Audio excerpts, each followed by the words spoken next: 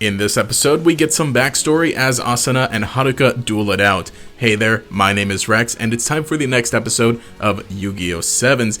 This one's a little late, and I do apologize for that, but it was a really good one, and I regret not getting to it sooner. So things are picking up again in the caves in the Maximum Mountain, as they've just discovered that the servers are deep underground, but there was a little bit of a stinger as Haruka challenged Asuna to a duel. Now that they're both together in the same place, and we're kind of getting to see a little more of, I guess, the backstory between them. So their duel begins, and it's kind of it's a neat little duel. They're summoning out their boss monsters here and there. We're seeing all the big monsters going up against each other.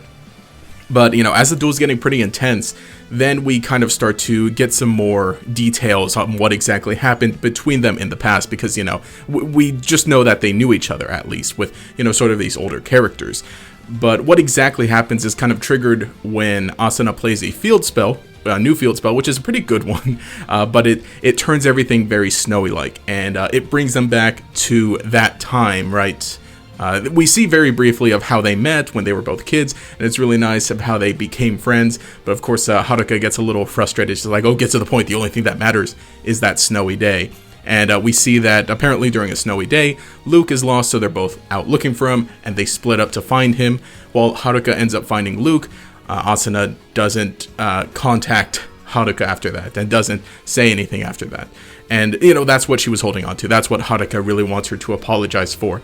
And, it's kind of sad seeing that, but I really love how everything kind of ties together when Chevelle jumps in and reveals why Asuna didn't say anything after that, or why Asuna didn't regroup with Haruka after that. It's because she was rescuing him. And when he said that, even before they show the actual visuals, everything clicked in my head. I was just like, oh my gosh, that's so good, and that makes so much sense.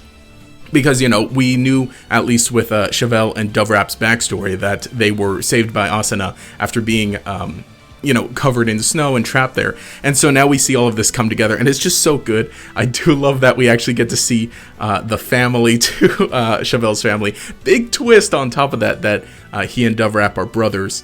And I love too that the whole family is all just pigeons. So Chevelle was raised by pigeons.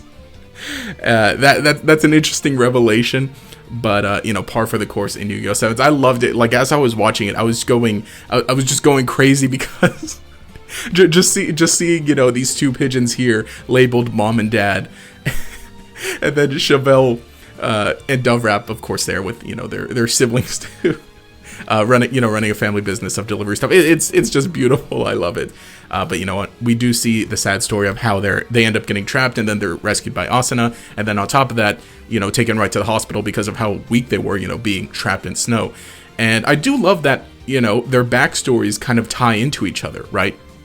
In that, the whole thing that split Asuna and Haruka, but also the thing that where Asuna met Dovrap and Chevelle, but also Luke was there too.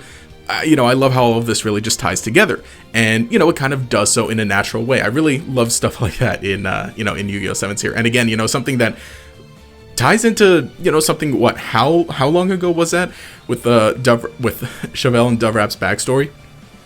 I don't know. That was a while ago. I think that was like back in February, around there. But I think that was great. But now from all of this, I think that it's really nice. Now we get back to the duel, and the tension is kind of lowered as all Haruka really wanted was an apology from Asuna. And in this moment, this is where she gives it. She apologizes. She genuinely apologizes, and it seems like their relationship's mended. As they finish up the duel, Asuna wins. Especially that new field spell that she played out, really good one, allows her to tribute summon level 7 or higher worm monsters. Worm, however you want to pronounce them. The spirit dragons, basically. But it allows her to tribute summon a level 7 or higher one for only one tribute, which in rush duels is, very good. So she's able to use that to bring out, some big monsters and win the duel. And so now, their relationship is mended, and, they're even calling each other by their, friendlier names, as opposed to, Haruka insisting that everybody call her Tiger or Taiga. Tiger, which it's the same. But, now just seeing them come together like that, I really like that. It was a nice, sweet episode. And like I said, getting Chevelle and Dovrat backstory and lore, I couldn't ask for more. That was great. But in this, this friendship, this kind of final commotion and everything, they find the servers, or at least part of it, some part of it. And so, of course, that's going to lead into everything else as it goes on. Meanwhile, of course, Yuga's team, along with Neil and Roa, they're still participating in the tournament, still dueling. And it seems like, now it's finally the first day coming to an end, right?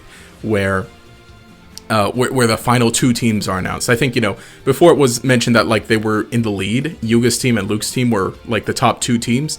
But now I think it's, like, finally official. So the tournament's still going on. That's pretty cool to see. And from the preview, it's seeming like we're going to be getting back into the tournament in the next episode.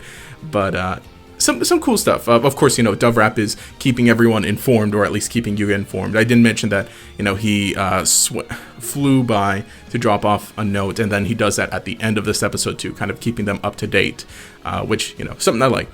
So now, we're going to see everybody come together in the next episode and probably get some more information exactly about what's going on with the servers, especially as Goha 66 really hasn't given up at all. They're still there. They're still, in the cave with them. But, it's going to be interesting to see how exactly that fully resolves, especially, if we're going to be getting back to the tournament in the main city. So we'll see how that goes. But definitely, a fun, good episode. I think it was, again, an important one because, we get some more backstory for Asuna, more backstory for Haruka. And on top of that, like I said, Chevelle and Dovrap.